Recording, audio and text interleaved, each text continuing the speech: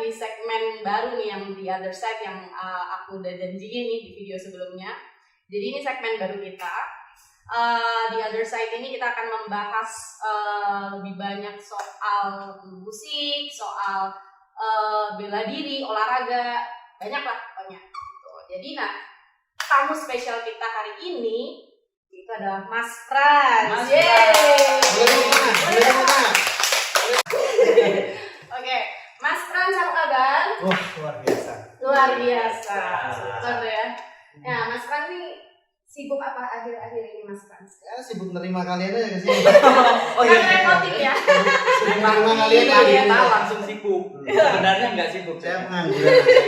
Aku lihat-lihat nih kan ya, kan di namanya postingannya ini kan Mas Frans kayak sibuk bela diri nih kayak apa ada olahraga kayak apa sih yang kadang tinju lah, push up lah, nah kayak gitu-gitu itu kenapa Mas Frans? Kayaknya Mas Frans tuh tertarik untuk berlatih gitu kan? Tertarik tambang. Jadi kenapa Mas? Awal mulanya Mas Frans kok suka sama konsen ke bela diri gitu. Bukan sih aku bilang bela diri atau lebih ke sport sebenarnya? Sebenarnya gini. Sebenarnya saya cuma investasi. Nah, ini orang yang nggak tahu nih. Invest apa sih? Biasanya orang cuma invest kan Mas, properti gitu kan. Saya rasa invest itu penting. Bukan nggak penting ya. Cuman ada hal penting yang disepelekan. Ingat, garis bawahi, hal penting yang disepelekan yaitu investasi kesehatan. Kalian nggak akan nikmatin hartamu yang kau kumpulkan, properti yang kau bangun, yang kau miliki kalau kau nggak sehat. Oke Mas, Mas Frans tadi sempat bilang bahwa kita tuh ke depan harus mengantisipasi sesuatu hal yang mungkin ya nggak bisa kita prediksi terjadi ya. Tapi kalau menurut pribadi nih ya, bahwa kita menyadari bahwa kita harus melakukan persiapan untuk antisipasi tersebut. Itu pasti ada satu momen yang memang membuat kita tuh jadi aware. Iya, awareness kita tuh mulainya tuh kadang ada suatu momen yang istilahnya kayak hidupin saklar awareness kita cepet gitu. Saya paham. Nah, kalau Mas Frans sendiri itu apakah memang sejak dulu tiba-tiba terjadi ataukah ada suatu momen yang membuatnya terjadi gitu? Kalau saya dulu kepepet. Kalau saya dulu aslinya gini, yang pertama adalah kenapa orang suka olahraga. Itu juga perlu yang namanya trigger. Benar ya? Iya, trigger. Pemicunya apa sih? Gitu kan? Nah, olahraga pertama saya malah bukan bela diri, cuman olahraga permainan, bulu tangkis. Saya dipaksa suka.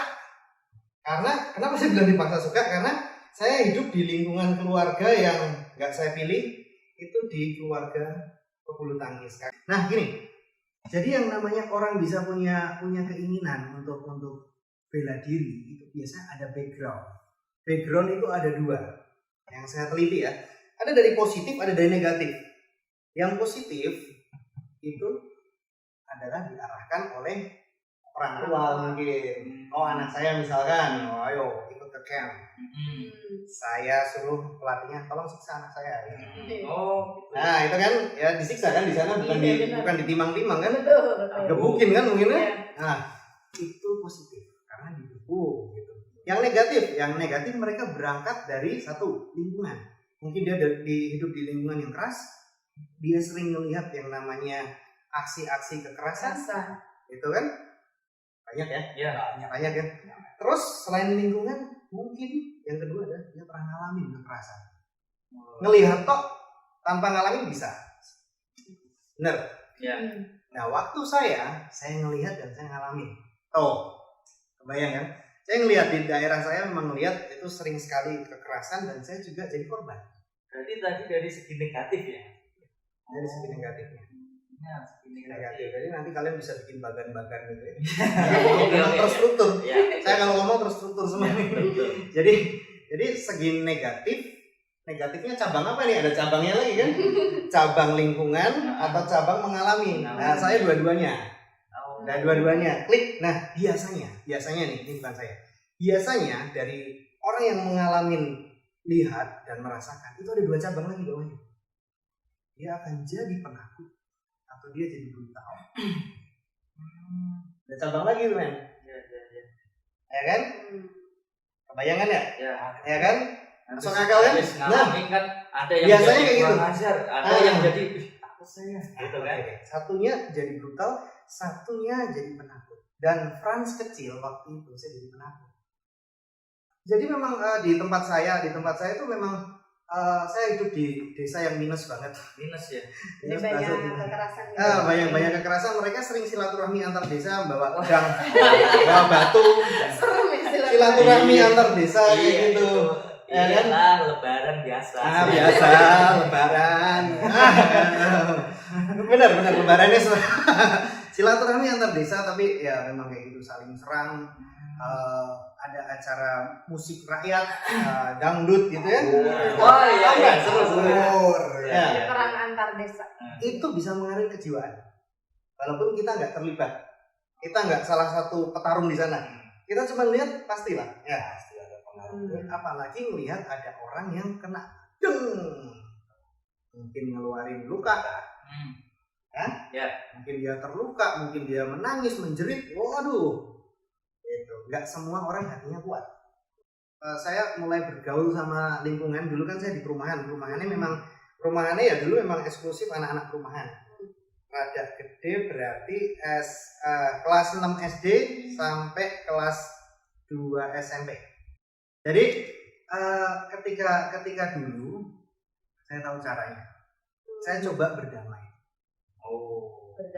Berdamai dengan situasi. Dengan situasinya. Saya nggak milih tempat di sini saya tinggal. Saya pengen pindah pun saya nggak punya power buat itu. Saya masih ngikut orang tua, ya kan? Lingkungan dia ini gimana gitu ya sudah lah gitu. Terus saya menerima perlakuan ya mau nggak mau saya harus berdamai. Akhirnya saya coba berdamai dengan cara ya baik-baikin orangnya. Iya kan? Mas gitu.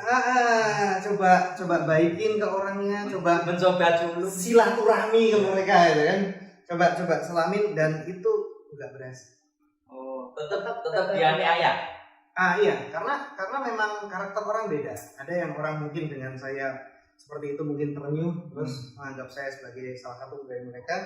Ada yang mereka memang incar saya, incar seseorang, memang tidak boleh ikut kelompok mereka dan memang dia harus target bullying ya, kayak gitu. Ada yang kayak gitu, bro. Gitu. Nah saya waktu itu, ini pengalaman saya tidak berhasil saya kembali mereka. Nah dari situlah saya mau nggak mau harus berubah. Saya harus nggak boleh pasrah dengan keadaan. Ya saya coba berkenalan dengan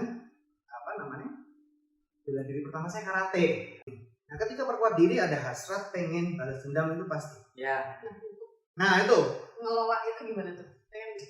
Dendam itu kan susah. Iya benar. Saya tahu. Itulah ngerinya pembuli dan juga orang yang dibully. Serius, itu ngerinya. Ya. Karena apa? Kau harus tahu.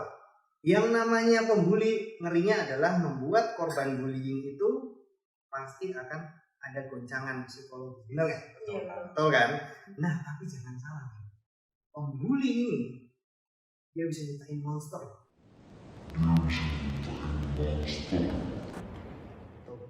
Hati-hati bagi para pembuli. Serius. Ini saya bilang serius. Jadi mungkin saat ini kalian memang masih melakukan bullying gitu, stop aja. Untungnya saya dulu belajar di dojo yang mengajarkan tentang serius teknik-teknik bela diri. Ketika kita sudah semakin tahu, semakin takut buat praktek orang. Gitu ya. Itu yang saya dengar dia. Akhirnya yang awalnya saya dendam sama dia misalkan ya dia cuma cengar-cengir aja. Kasihan gitu. Tapi dalam proses Mas dulu yang Mas sampaikan bahwa penakut menjadi sosok Mas yang sekarang itu, aku yakin Mas nggak melalui proses itu sendirian gitu. Dalam artian tadi Mas juga sampaikan bahwa Mas mendapatkan banyak pelajaran dari dojo yang Mas belajar.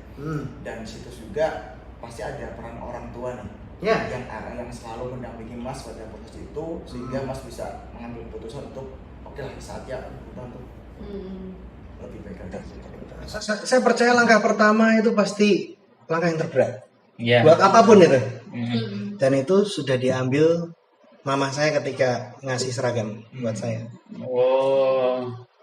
Jadi langkah saya berikutnya enteng men. Jadi memang saya suka, intinya gitu, suka bela diri apapun juga sih. Kayak misalkan standing fighting ya misalkan. Karena setahu saya gini. Setahu saya sport itu kan sport untuk sorry saya ralat. Bela diri itu self defense itu ada 2 cabangnya. Satu memang benar-benar untuk sport, satunya real street fighter di jalan. Wis. Ketemu preman. Beda bener itu.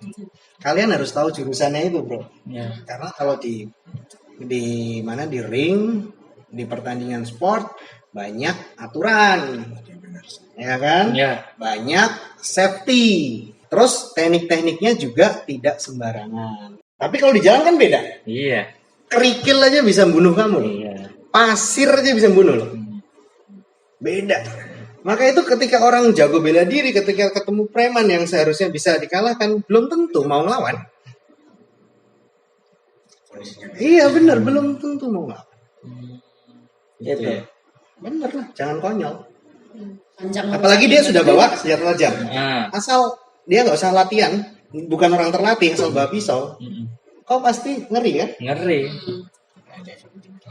Oh, ada faktor X, apes faktornya itu maksudnya. X tuh apes, gitu. Faktor apes deh. Nah, itu loh bro. Kayaknya nggak ada salahnya kalian pelajarin semua. Untuk street fighter atau untuk untuk bela diri yang sport. Oke, Mas, bicara soal kejahatan di jalan ini. Oke lah, kita udah mempersiapkan diri kita, Yes. latihan, kita punya bekal istilahnya untuk self defense lah. Yeah.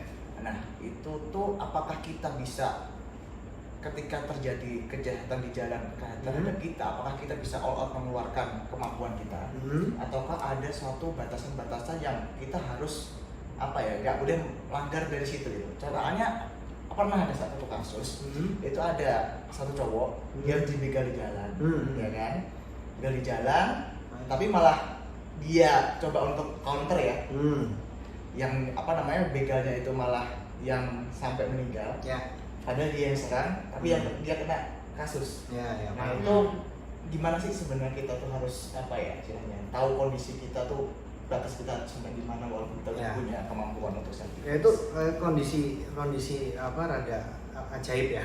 Saya bilang rada ajaib di hukum negeri kita memang bisa terjadi kayak gitu. Calon korban dengan calon pelaku. Nah, ini kan masih calon korban dan calon pelaku. Ketika misalkan calon pelaku ini mencoba menyerang calon korban, tapi sudah jadi korban berarti ya kalau sudah diserang ya. Ya. Si korban ini melawan dan akhirnya penyerang tadi yang tewas, kemungkinan besar yang buat sampai meninggal itulah yang terjerat hukum. Jadi yang diserang tadi akhirnya jadi tersangka. Iya, jadi bisa seperti itu, tapi kan harus didalamin lagi motifnya ya. Saya nggak terlalu ahli hukum, cuman saran saya memang kita harus smart lah. Artinya smart gini bro. Artinya smart memang kita tetap harus safety, mungkin kita bawa keluarga tetap harus safety, tapi kita jangan sampai menjadi tersangka gitu kan? Gitu kan? Bener gak? Bener. Ini pertanyaanmu sulit bener. Kalau saya ngomong hajar aja, belum tentu juga kau selamat, belum tentu kau berhasil. Kalaupun kau berhasil, belum tentu juga kau selamat jerat hukum. Dilematis kan? Serius, ini dilema. Panjang. Kalau kau nanya saya, aduh, gimana ya? Ya udahlah hajar, jangan sampai ada saksi mata tapi.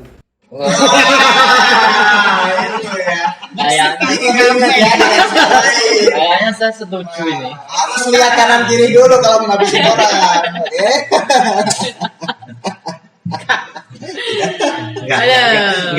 Enggak salah. Enggak, tapi memang itu dilema banget, bro. Serius, saya sudah ngawalin tadi dilema banget, tapi ya saran saya tadi itu. Smart lah, jangan ada saksi mata lah. Gitu. Ya, biasa latihan di mana nih, Mas? Kalau yang latihan bela diri gitu, biasa suka kalau menghabiskan waktu nih saya. Kalau saya ada camp, saya ikut ikut member, saya sebagai murid yang baik ya kan. Murid salah satu camp, cuman di luar camp saya juga harus latihan sendiri di rumah gitu kan, latihan sendiri di rumah. Saya coba desain satu space itu untuk ya hampir mirip-mirip camp gitu kan, supaya bisa Camp untuk sendiri ya, ya, pribadi, bisa untuk camp praktekkan apa yang kita pelajari gitu Oke, kan. gimana kalau kita praktek, friend? Mas kalau nggak keberatan nih Mas, kayaknya mau ada yang jadi korban. Jadi mau murid. nyoba. Jadi murid, jadi korban, jadi murid. Boleh nggak Mas? Waduh. Nggak apa-apa sih, saya ikhlas sih dia Ada. ngapain. Barangkali ada pesan-pesan terakhir, permintaan terakhir. Boleh. Oke, coba. Yuk. Kita coba. Coba kita. Kita lanjut Thank you. latihan, coy. Oke, thank you.